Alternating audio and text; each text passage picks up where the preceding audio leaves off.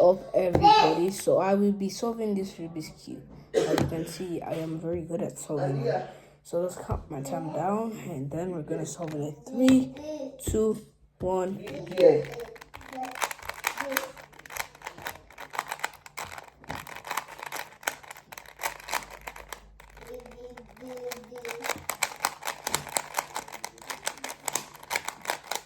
The missing spots are greens.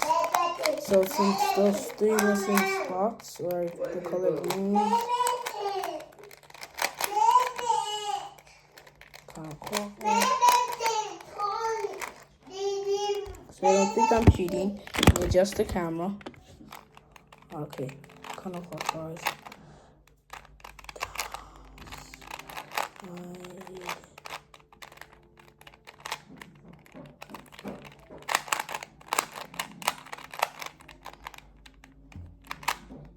It's about to be solved. If you like Rubik's Cubing, hit that like and subscribe button so we can gain money. Money. Sorry, this feels cringe. It's not finished.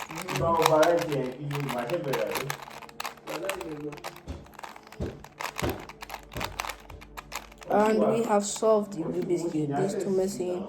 Think of it.